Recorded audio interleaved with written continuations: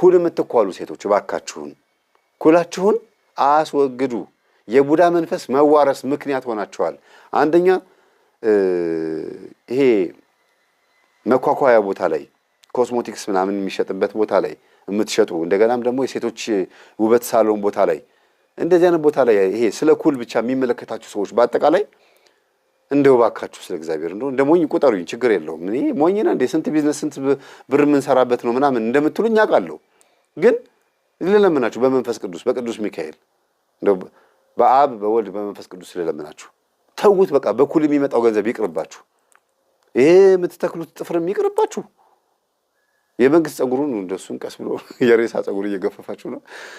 ምኑን ከምኑን ተው፣ ሁሉ ነገር ይቅርባችሁ። በቃ እሺ፣ ለምን ይሄን አስቀረህ እንዳይለኝ እግዚአብሔር። እስቲ እንደው በተፈጥሯችሁ ሁኑ እንዴ! የእናንተ ያልሆነ ነገር እኮ ተሸክማችሁ ነው። ወዛደር ናችሁ እኮ። እንዲያውም ስም እናውጣላችሁ እንዴ!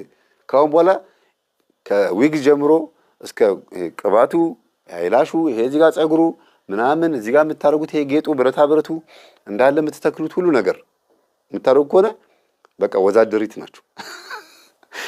ወንዱ ወዛደር ነው፣ ሴቷ ወዛደሪት።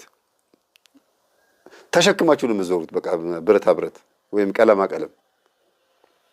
ምን እንበላችሁ? የትኛው ፋብሪካ ውስጥ ያላችሁ ወይም የትኛው ብረታ ብረት ፋብሪካ ውስጥ ያላችሁ የትኛው ቀለም ፋብሪካ ውስጥ ያላችሁ ሰዎች ናችሁ?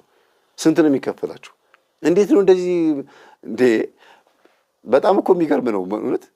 የምትሰቀሉበት ጫማ፣ የምታደርጉት ልብስ እንዴ እምብርት ተቀዷል፣ አፍንጫ ተቀዷል፣ ጆሮ ተቀዷል። ይሄ ሁሉ እንዳለ ያልተቀደደ ቦታ የለም እኮ፣ ያልተደረገበት ቦታ የለም እኮ። ይሄ እንደ ተበስቷል፣ በዚህ ውስጥ ተበስቷል፣ እንደዚህ።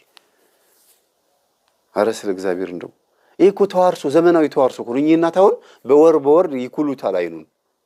ለምንድን ነው ሲባል እሱ የሚመስለው አይኔን አሞኝ ነበርና ይሄን ካልተኳልኩኝ ያመኛል ነው የሚለው እናቱ እንደነገሩት። እሳቸው ግን በዘር የመጣ ነው ካልኳልኩት ያ አይኑ ይታወራል ብሎ ነው የሚያስቡት።